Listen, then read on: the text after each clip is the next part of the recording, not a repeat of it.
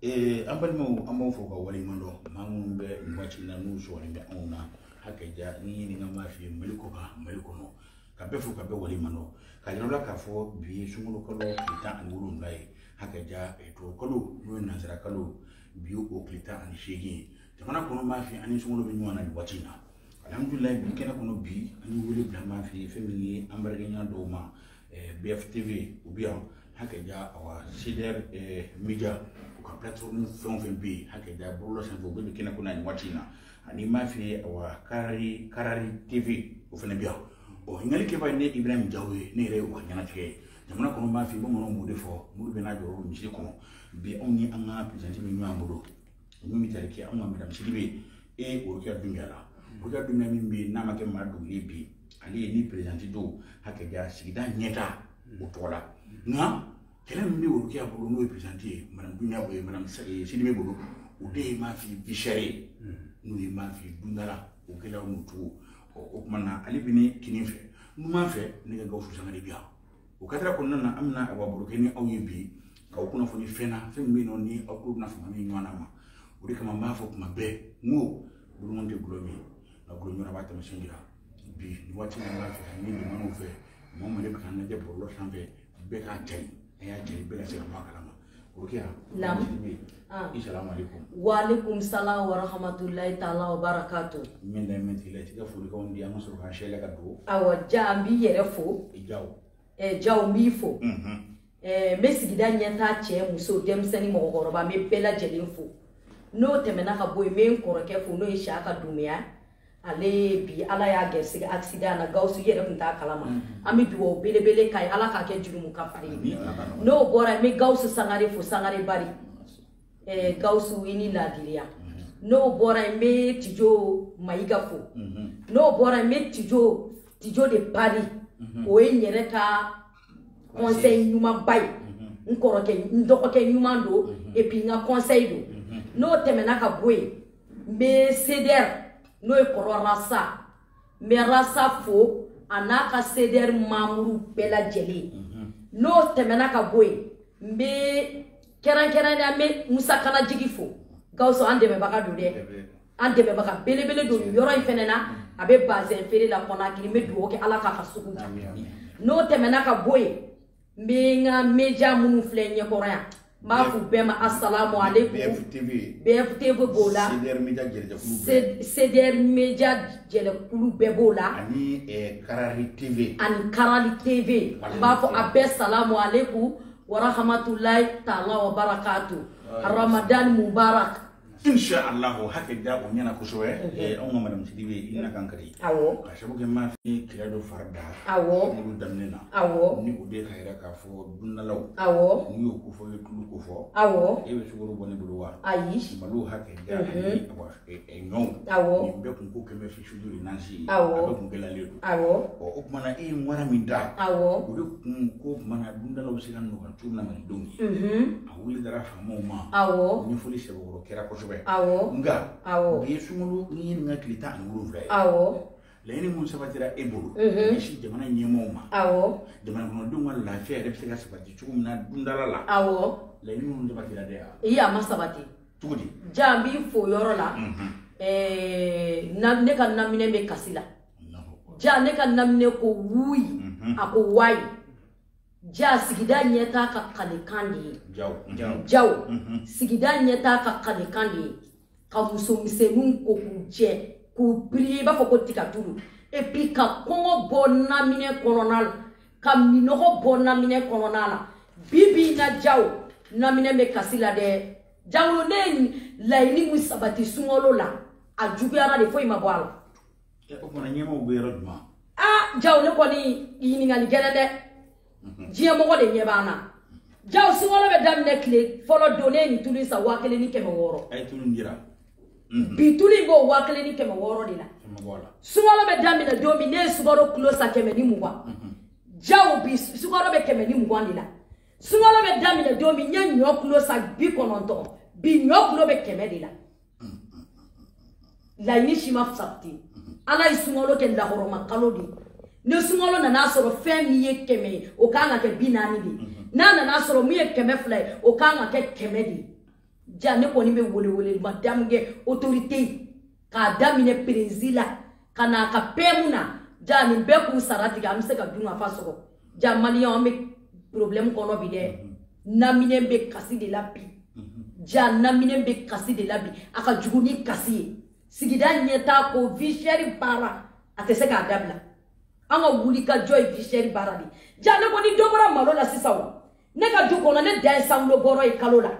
e ja dai sanglo e kalola ato jo ma bénéficier malion te ya jo ma bénéficier fama te ya e ni jamana de on kono fara mun kali dunga fako e ja ni e bade kuna be kini ke o ni mo ko kono ma fa jamana be se ka suma fenfe kali jie kono jambo fie bi o sebe ko bla o dunga fai ja ni dunga fama sabati dugu kono kene ya te soroi ya famwa ni junga fama sabati dugu jamana kono ja la kana te sabati parce que ni ya me e ja bi pari ki ga base edi ci do bi kono bora na ngono ti jode aha Otumani Madame Chiribe. Nam. Ma fi engagement wa so barneno. O echi. Amba mo ka hira ka fo aw so lembe awa ni nga kun fun. Sira muna. Awo. Lo shambe. Awo. BF TV. Awo. Lu ka jëm mana minika acheri. Awo. Otumani ma fi sider media. Awo. Platform kuru karabe beso mana wachina. Awo. Otumani ni nga femi awa Karani TV. Awo. Karani TV ma fi chepma ma fi bambe ya. Awo. Ni reja ni be ga shirika awye. Awo. Gausu mene awa duma fe. Awo. Madame Chiribe. Nam. Ina via futumina. Awo. Ni tana ma fi wudura. Awo. Kata so ma fi afamala awadu ngambe. Awo. Akaja ma fi forke kambe. Awo. Na ima ma fi ku ngama ngambe. Awo. Oichi. Luku. Ni mingara nyema urandu masika laini ntamati. Awo. Abe bla minan mene kono. Yeru wa ma fi afamala kafu kuma kuna fonu kunzo. Awo. Obowa. Iya ikuna foni gasu be feka kumo yoro la. Ni ti di gasu ma. Jaw. Awo. Uro do ko be ngudi be. Kuna foni sora balate. Be mbalma be fofulo. Uro ke folo ndo kumana. Awo. Male mun kala mali kono. Mali kono jamu daga. Gawsu sangare. Sigidanye ta porte parole. Bi salam alaikum dan bem. Wa alaikum salam wa rahmatullahi ta'ala wa barakatuh. Jaw. Kuna foni mena kuju. Asira siro fe. Parce que on a damné wakati na foot divité kuturu bora assemblée kono kata video ke sente kono kata video ke awo wondala kuma ngalontigia awo cela veut dire uyame paparampa mais muna o maseka solution sur la le bobo mais on est munni malen dunga fa anyo be ni fa fa wa sebe jamana nyemo yi kaseka dunga fa di jamana joma ama fini no fa majeno fe dunga fa bisa bati chukama Real Fleka no boga da sisa. Te. Nyobi ka fere bi Bamako ya. Keme. Kilo kele. Sino da na ka to bi ko don la do de farala. Lema wori ki doga wala doga faraka. Wawo. Sugaro adam na ka to keme ani mukwana wago keme mukwana. Tulembe kem wakilan kem wala la fema wala. Bo o e min sira ka se kana kare. Sino fengo fembi ka fere Bamako bi ni dun fem. Ama fo mali ko no parce que ani du wora wu nyoko kala anga association mali région bela am sa weekend anu kuma bi abe choko de ofi am nouvelle so feno ba ta fa ganda do la parce que ni da do la be kina fo ko bi kata lix code la men de lixire ni kata bela ni ngabe voilà sogoro ni nyoy de lix code malen de ben ni kata gouvernement muna o manu ya olu de bodo na on kala ni kilembeli am dunga fa de no fe jamana nyem ko président jamana de fadi do alla ma ko ni be alla bi a blow place la bi o eche ka solution ni bi jamana de ngala lafiya le ministre bo baradi la akango de kan anti do re no fe anga dunga faso anga dunga faka sabati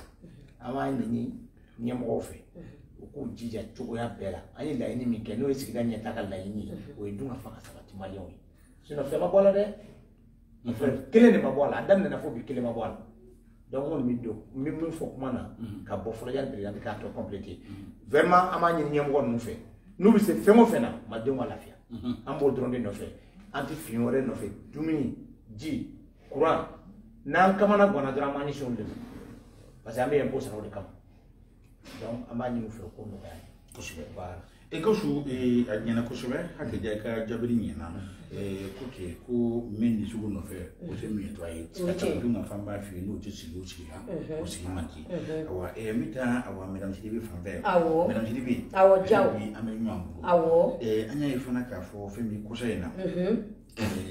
Pawuku awo nafen awo nafen mun fe anu gela o se ko awo o gela tuguni awa tuni ngoni shuru tugu be kile hali bo awo gela be de kile abekile parce que nafen ga gela ay engrais de bibi na ame domina bi engrais boro ga so wa woro ni keme durute woro yoro do la Allahu ya ne dok mana bi sanga do da ko lu fi awo ko ko engrais min sa wa fa ni keme sheki ko bi ko wa ko do sang subhanallah awo peut-être atiki kilo ben video na o mana shedu no tumite diwa kumade nyemo na mala je akeme ma fi fatoka mu jago ide fatoka mu fere ma tu tene mano tanya temana kuno ma fi transition ni min fo nyoro la ali bi kunel asim goita akluba ngana sugal ko kana maiga tere akluba ngana ini ga go ma jere ja kulube e du ko ko la ma lunga la fiya so ka shabu ke ma fi jamana shiti la fiya an du lunga fa ma ti atene uyaira ka fo sanction ko obe amba ngendo nga Dieu pour ma vie, ma kira chuo chuo. Awo. Isi ki si flash ene piu. Fikisikidi. Awo. Wajibidu. Awo. Sanction jamana wu. Hake jani bebe fo dunga fani ko. Awo. Fereke. Aka de munza watu mali dunga. Jao miga kuma sonjila. Yani Samson kana. Ne doko ke asim ko. Ko dumuni o dumuni fen dumuni. Namuna ni oro la. Akana bomba li dafe. Fen dunga fai akana bomba li dafe sugoro bambolo ya tulu bambolo ya o mabo malo bambolo ya afleni e ka nyo sanyo ja ne sambina ni ko de bi madeli ka malo kuno sa ba makokono kemena sanyo ne madeli ka sanyo kuno sa kemena biya kle folo de ngara sa kemena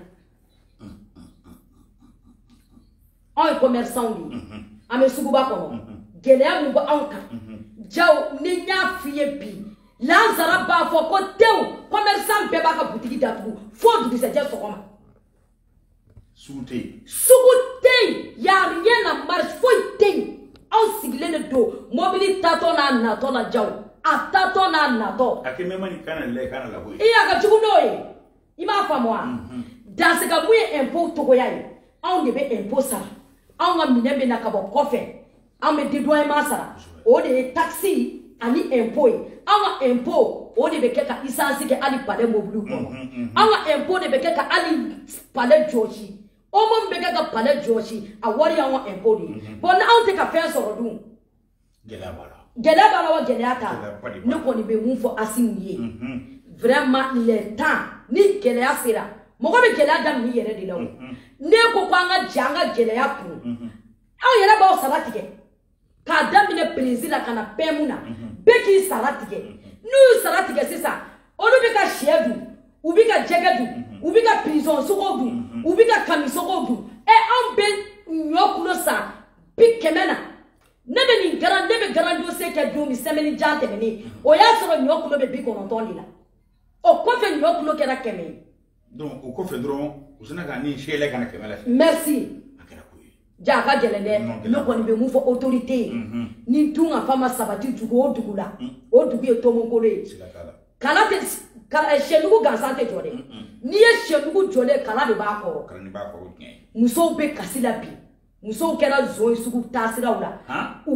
muso be na fen suye toko be esugo no embe ko de fie na ti bolo wari bi bolo ibaro gele ere problème yemi ya ja ne kumeke menani so jawo ekume keme nani de soro kata sugula ene to keme nani era soro dun iba fa moi ne kan na so ko wakele o wakele ni e desero la tundu abe fo de mako gele ya vraiment ne ko ni be mu fo autorité mogo dama doni nga soro te soro yi uku akili to tuguma mogo la malien be de ku ngono bi de wallahi ja ne be suguba kono ni wari bi en commerçant ni ba do commerçant mana koli o kono ko koli kera waramba de o ame koli yoro ba so c'est trop tard parce qu'il va do ambe eretimu do be sugu kono ame me passe ke ja na te gausu bolo Gausu ba dinema alni atambolo boutique kono on be affaire ke abe nyogon deme ebe ni ka boutique fone sa orozi nga boutique be fere mba fo ka boutique be fere joli ni ya mi ta fo menta da kan ba fere o yere sani fere te ka soro alni ma soro boutique kono ibe jeninga ni be do ke ko fe ibe do soro ro mi mais no yere te ka yedu bima na ko singono na sedi to ekile tan sabali iba do ko aliminante ya warte mo ko bolwa eni warte be ta mina sa to ko di mina o bloquer le conteneur bloquer le seni mina o mo do ka mina be go Thailand do ta be go Bangkok do ta be go Chine do ta be go Dubai do ta be go Istanbul ni bere be na port ba fly fe Dakar port ani Abidjan port boni san papa mina me bi to ko di yoro da to le lo ja no ko ni be mun fo asimiye vraiment anga no yake no ya be damine i yere de lawo ima tuwabu ko fi no ko be ko sokoro de ya mo ko bi ka fi no ko sokoro de dans ce cas aka gouvernement impede wele ka damine pemuna kana président ale yere président kana pemuna anaka mamuru pe doka tika ka bo salala vraiment anga ko nke nyoko mbolo anga fere ke fere ambar ko mbe uni jiemo ko anga sidika kuma ambar ko inga teme ka bwanka here na kwa parce que un commerçant de kunendo de ja ça ne va pas de tout comment ça doit être kunema ko to mai ko kam sila fere dine kunye andu mo chena ngo agalera nga ni yoro be hakli jiko la ka ngini jamana nyema o fe bi on tay wul madakan jamana kono mafia fa mara jamana shiti tanye weche ma fo be ngini ka sabu ke uka operation créative ou be wul ko la suniki nga wori be fene mana tado marfa fe nani dunga fa no masoro dunga fa problème de ne kan namine be kasila de madame Siribe kan namine be kasila be ka fo asimuye ko namine ko wuyi wayi parce que ni chez nous jolé kala de ba kono bora na ngono te jolé franchement parler bora na ngono te jo ou ka la jo ka suspension de ke ou ka suspension de ke die jamana gele be tie be kono bi mais nyemo de be dotike ka di ko mo ma ala ale ke premier place bi mo ko mo da mani ala te mo ko chitse ko minala ala de tai mais mo ye tunga fai vraiment ka la ja on de kunenu ko wa bana minoko bana sigiyora tambolo joro tambolo ne ko ni be mun fuye no sigilo ka wuli uga sigidani ya taka ko ina deje ma jamana nyema ku yimi mburu ka fo ko sumulu kuno awo ko ma manake awo ko ni ngera ko go shage o masira ay no ko nay make foi prix ma changer jani tous les depuis sungola dam na be 8000 lila bi ne wuli ka joke ni salon ko le ngona jaka tulu into wakele ni keme fla de la wakele ani keme fla ne wuli ka joke domi pituli be wakele ni keme woro de la o egele ya de o sugaro fleni sugaro be mi sugaro ndama sugaro ntakadia sugaro fle ja kulo keme ni muba ba ma fa fambe malita ni ko kibo sa o ekeme ni mugwani étranger depuis sugaro yele na ne étranger duni dabla ne be malita de dun mali sugaro an kuma sa bisheki bi wolofla gausu sangare fle bisheki bi wolofla maramo nyini ngadra ba fie nene bu fie mina pilla ne na samso de o jano temena ka be antume lai kelengele lai be se ka ke tason furu abi bana chama kenya jangu me lai kulo sa 1400 mais bi lai kulo 2000 francs de CFA kemenani lai bora kemen fla an bisheki na bia be kemenani de la ja be te moka ja bo bat sega kulo te o nu willa vishel be jia dugu bela jia shini mali tekele patron bega présent ne be dot tika ka boko lawo jia bele kelara me présent ne be dot tika ka bo feuna ni e dogo ona atomi dafa bravo odo ne ngo me gazi ko kuma ko gausu ko présent ko kubina dot tika ka bo gazi la mais ali sa ne ka gazi 3 kg chargé 6000 francs 5000 francs avec te boka kuma te mu gausu la kolo gausu ona mi te fanfe gausu ali bi ma fi awa ere fene na mi na me bu nyata la tumna yasa awa dobsega bo awa gerene tumina ka sabu de shili re to manjamni o bazumu bishina hake jama fi mishiku bishina o ni na ko re no lusega sa c'est grave akira tabaka la bila bi de yao mi mo fo nyamo ko ni bolo fu na jati kan oche Senegal ka gene Côte d'Ivoire ka gɛlɛn o Ukraine kɛlɛ de don anw ye maliyɛnw de ye Mali bɛ nɔgɔya cogo di ɲɛmɔgɔ de bɛ se k'o fɛɛrɛ tigɛ mais kuma bɛɛ kana kɛ fɔli ye ten k'a to ten o de ye Mali problème ye kosɛbɛ ni kɛlɛ in daminɛ semaine damadɔ u y'u laɲini kɛ ko dumunifɛn fɛn o fɛn n'a bɛ don Mali kɔnɔ k'u bɛ dédommagement na u ye kɛmɛ sara la o ye 50 de ka bɔ a la mais aw y'o kɛ jamana min kɔnɔ mais aw bɛ se ka dɛsɛ cogo dɔ jamana kelen kɔnɔ k'o contrôler mɔgɔw nɔfɛ cogo di donc an bɛ mun ɲini ɲɛmɔgɔ ninnu fɛ dɔrɔn u k'u ka kumakanw respecter n'u ye kumakanw respecter ko caman bɛ yen o bɛ dabila mais ka kuma fɔ dɔrɔn k'a bila ten non jamana tɛ se ka lafiya o la ne kɔni mun ɲini u fɛ an filɛ yɔrɔ min na sisan jaw e ni ne bɛ sigilen filɛ yan courant tigɛlen de bɛ yan Bamakɔ capitale commune D kɔnɔ courant tigɛlen de b'an na sisan a ka ca ni heure 2 ye jaw bɛ se ka kɛ cogo di on est obligé ka vidéo kɛ dibi la samedi vidéo annulé la samedi don an b'a fɛ ka vidéo kɛ courant tigɛlen de y'an courant nana fo 4 heures jamana kɔnɔ fɛn dɔw bɛ yen n'a ɲɛ tɛ fɔ mɔgɔw ɲɛna san joli an bɛ nin kɛlɛ kelen na mun bɛ jamana ɲɛmɔgɔw bali ka se an problème ye nin de ye donc mɔgɔw bɛ se ka sigi k'o makɔnɔ mais don o don kuma kura de bɛ fɔ don o don kuma kura de bɛ fɔ jamana c'est-à-dire i bɛ content su in na sini sɔgɔma i bɛ tila ka taa kasi donc o jamana taabolo la o tɛ fɛn cɛ ɲuman ye parce que ni danaya banna ɲɛmɔgɔw ni dugumamɔgɔw cɛ dɔrɔn a man ɲi jamana kɔnɔ surtout an bɛ sira min kan nin walayi ni faamaw ma yɛlɛma don u ka taabolo la samiya c'est-à-dire tɛnɛ kɛlɛ bɛ kɛ hali an bolo problème ye nin na jaw salon samiya ma ɲɛ ɲɔnɔ mɔgɔw ka malo jeni na mɔgɔw tɛ se ka don u ka malo kan sɛnɛkɛla caman bɛ kulo la bi ko engrais ma se ka se u ma mais ni engrais ma se sɛnɛkɛla ma i bɛ sɛnɛ kɛ cogo di ne balima dɔw bɛ ɲɔnɔ a ko olu ma se k'u ka malo tigɛ mais sisan office talen don daga sugu dɔ la tuguni ko ka ji wari sara ni mɔgɔ ka essayer ka hinɛ mɔgɔw la sa ne ma se ka n ye malo min ta o yɛrɛ ma se ka dun m'a sɔrɔ k'a dun n ka denbaya ma fɛn sɔrɔ mais ji min donn'o kɔrɔ n'o ye jamana ta ye ko n ka tila k'o wari sara n bɛ mun de don o la donc an b'a ɲini ɲɛmɔgɔ ninnu fɛ u ka miiri silamɛya ni maliyɛnya la parce que maliyɛnya laada fɔlɔ ye kɔrɔlen hinɛ de ye dɛ o ye tiɲɛ ɲɛmɔgɔ ni hinɛ ye dugumamɔgɔ la dɔrɔn hinɛ na c'est vrai i bɛ fɛn o fɛn fɛ ala fɛ ala b'a d'i ma mais ni gɛlɛya sera dugumamɔgɔw ma aw yɛrɛ ka dɛsɛ ka se ka solution ɲini a na mais aw dun foyi ma bɔ aw ta Gawusu n bɛ yɔrɔ dɔ la tile dɔɔnin o tɛ baasi ye kurankɛ ko lahalaya juma dɔw b'a f'i ye ɲɔgɔn dalajɛ belebeleba kɛra fɛn min ye maison de la presse nka kunnafonidila caman de tun bɛ yen ne yɛrɛ tun bɛ kɛnɛ kɔnɔ fɛn min ye directeur yɛrɛ kumana kosɛbɛ kurankɛ ko la a fɔ labanw bɛ sen na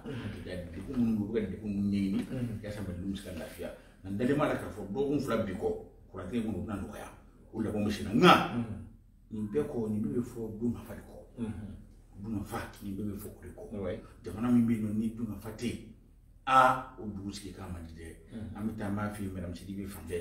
madame Sidibe an ka ko a bɛ ka se kuru ma se san na jamana ko la hakili an b'a f'i ye n bɛ nin sugu nɔfɛ o tɛ nin tuma bɛɛ b'o dɔn ne ko hakili jumɛn de bɛ bolo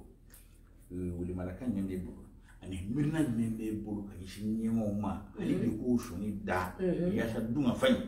u ka se ka waleya cogo min na jamana kɔnɔ Asimu a n'a ka gouvernement jɛrɛjɛkulu surtout ministre min ka cɛsiri bɛnnen m'a f'i ye commerce ma fɛn tɛ fɔ ale kɔ dɛ ne k'u dɔw yɛrɛ jumɛn sa nin bɛɛ de ɲɛmɔgɔ ye Asimu ye mɔgɔ i b'a dɔn ɲɛmɔgɔw bɛ cogo min diɲɛ kɔnɔ ɲɛmɔgɔw bɛ komi cidenw de alayhi salam ala ma cidenya place d'u ma Muhammadu Rasulullahi sallallahu alaihi wasallam ala y'a ci don min a bɔra kuresiw de la a y'a sɔrɔ kuresiw ka danaya mɔgɔ de kun don u kun b'a fɔ Muhammadu ma de ko Muhammadu Alamin Muhammadu tiɲɛtigi Muhammadu ye tiɲɛtigi de ye o mais mun nana n'u bɔ ɲɔgɔn na a ko ka Lata ni Uza ni Manata o don boli belebele 3 de bɛ Maka kɔnɔ Lata Uza Manata k'u k'o to yen k'u ka tugu ala kelen kɔ mun ka wayu bɛ bɔ sanfɛ o de bonyana kuresiw hakili ma u ko ko Abdulayi ka yatimɛdennin ko fa donna la Asimu bɛ place mun na bi n bɛ na mɔgɔw taabolo dɔ fɔ a ye a kana bila anw bɛ wuli ka jɔn mun na ko anw juguya ye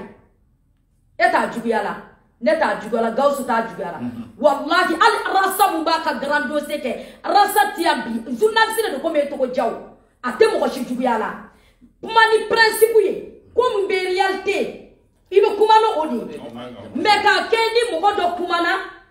kuresiw ya ala y'o de fɔ Muhammadu alayhi salam a ko Muhammadu Rasulullahi sallallahu alaihi wasallam a ko Ahmad ne y'i ci de n y'i ci diɲɛ bɛɛ de ma n b'i ci mɔgɔ kelen ma dɛ mais kana tugu yahudia ani nasara kumakan ko parce que layiru tu la ya famu akone Musa ci alayhi salam bani Israël ka ko enye Musa ci la Allah mona furauna de ka pale kono o mati ala ka latige kono a ko bebe nya mugo mi bolo o dai alai mo fi bi jaw ko bete nya libolo ni an bora sisa andanga aklina do be wuli nunu e faso de njugu ye nunu be transition contrôle la nunu be ante mo ko shi contrôle la ima fama mena kuma de fiye fama ere ka no lame aka duguma mo ko lame tiriki par exemple Erdogan muna be bo abe panier ta be no supermarché kono mais abe fe ka do comme baka dugu kono gelami be ku do comme be dugu kono asimu yere do no la masaka do ni keka tema asimu nyew masaka do be ni do do la neni atete benala ka hina la be civil la atete be parado de kono akele de be ka yala gardi absa ke gardu be mobili ko fede ne ka mobili be atete ko atete be ne nyefe iklo be na kumana mais asera tourner na doron et troisième faire de police ya donne ko président ou kirina kube siraka ayi bolo keta uyado parce que abe feka circulation ko udon abe feka do mundo asimunga bo kuma ubolo et les soso kuma ubolo akaji bituguma muso doni tiedo wunde no gausu sangare ni madame Sidibe ube ficheri kelela ne ko atuka ko na jewa uga ko na jeni mi akaji ka piru don ni etu gosi ba kono ko don mais fama iba ko fama o fama tara otaji la kere fe mo do wa abe fo saba ka solo sani papa iba do ciao on de uga tuguma mo ko la me o te ko mo bi control la ni ko kibe kuma nunu ye jamana jugu ye u akli be tuwabu bolo ne suna mo ko de ala inkisi yaudiani na sara kasirama ne rebeta jugu ne ka mina bitiki kono mina abe bo Italy de ne be tuwabu do ni fembe ne ni italien ne be baraka ne ba do layuti na sara la layuti yaudiala on me baraka ni anga mali presse de Geleam banka amo côté France ko tulu be fere 35 euros ça nous regarde non pas on a sirate amo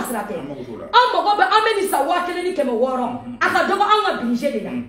parce que anga soro mu onyo fantan jamana de fe mu tambola ntise ko osa dia fantan jamana Senegal bola Abidjan bola Ghana bola Cotonou bola Nigeria bola ni mbega president ne be dota e pidilao sino na fara piliele ali mbe kwa ka ke jamana de be kule o japu yayi anga kule ka asinga lame ante mo ko contrôla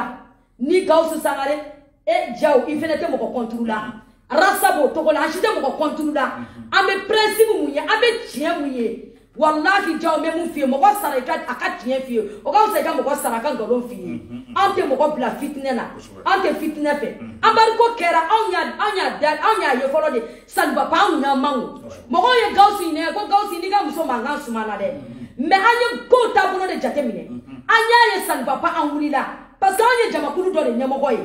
muso kulu chama ne ba angolo abambolo seku abambolo kuchala sigida nyata be ba mako yorobe ada de garantie la ko ne uka présenter janga bara madame ne ficher law ni to do mo fi anga bara dam na ka kalier bo o taka yoro fa ka fosu labo on me meru ni de to ka bara de ka quartier kono ne ni gausu sangara ni chaka du bila chama kera ni mo woro ni fo ine ita kalama musa kona te o sababu ayo wari mu to komini deni komini en ala de bado nyeta kama olu ko de a présenter be ka kule ibi ko ite no fe ibi ka samia le banga yoro fa ka yoro labe ite fere ke ka kuma dumunu ngelara anya damne ni sogo gelale ne ka muso ye mangaji mo wallahi mba lase parce que kera jamakulu fefe nyemo boy illa hara jodo ala biti fese so ka kola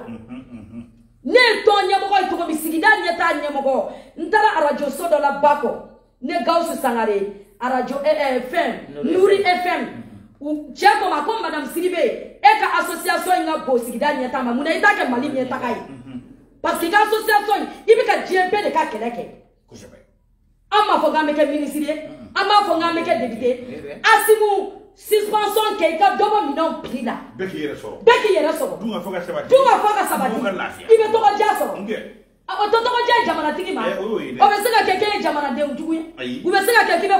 fama contrôle mogo ba fa Allahu akbar ala kana ke mogo contrôle billahi ame sira yo mali kiyama de don do la jibe do ankoro don do la tumumbe ame ke tumunga sura fana don do la kera setige to dugu kolo bi mine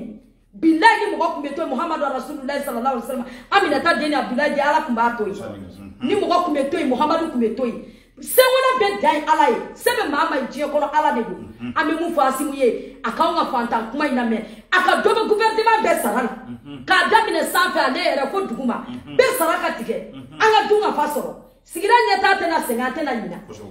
nyo ama delika nyo sakemena ubekemena bi nyo kana biduru ni duru la ni tuli malikora atu masakema wolo dan biduru nu masola wakati ka gele ube waru do kele mino no katike doko bo tulu pirila tulu nyana kene sheki 5000 subaro malikora anga asa bisheki ndela nu masaka ke bisheko ka ke biko no toyi kuma yindi ante sengede malo fene du ebe ko malo ka juna baby malo ekemedi malo du ko so jema malo mu be du fo ite du nyoka sanga isungolo ni akoy bebe malo de bolo malo kana bi wolo flala nona sogo kulo kana kemenani bi duru la nona akoni be mu fo asimiye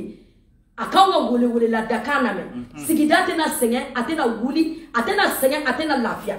fo doka muso ka biriyedi tunga faka sabati kamuso edolo korata ku dolo korata ni tunga fa sabati la sa antena mangake o eni ame bale ni me kule ngo singo de bala ni esi do adatna mango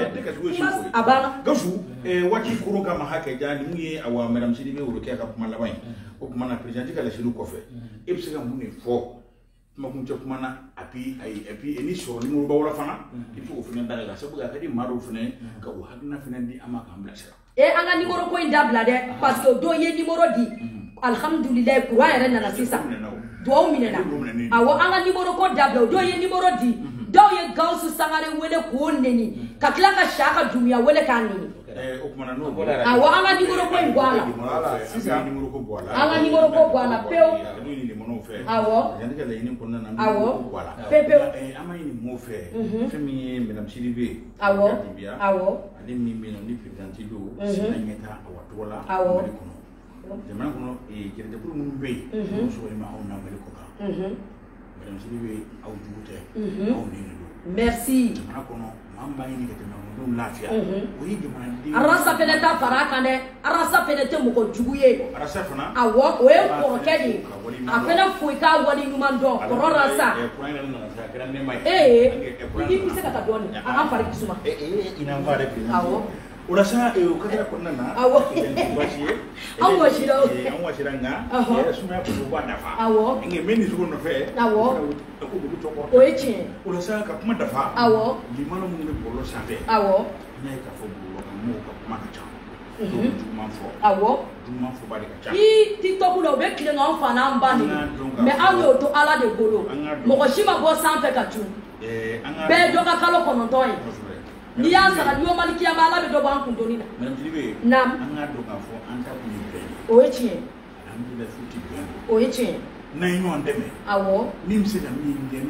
fo merci nimse na mi na no ke awo barabe o echi me kataki ma fi hadna bi di nyoma aha akini bunya ko na merci na ni kataki ma fi fanani aha merci awo o la ante numéro di ku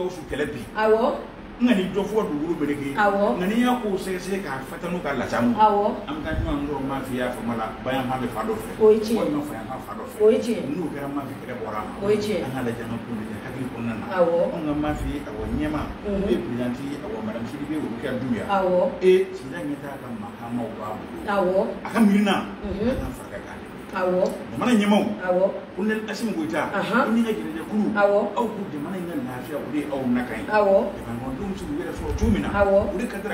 asimi era ka discours la ko na esuera dro ko jeunesse ni esuera na asimi ele doko kay ngurange do teri muso oro muso de muso pule no Allahu akbar atete boka na be mo de manga de me abe chiene de me rasa be chiene de me sigida nyata senari bebe chiene de me sigida nyata fene be chiene de me an ko tunga fa de kasabati malo plika na biworo vlala tulu litiri kana kemeni bi woro la kulo kana kɛmɛ 450 la President Sirana Aha. Kusuba Awo. Ni nigga taku gangana ni ada ku gangana O ye tiɲɛ. O ye tiɲɛ. Mali ko min sara kan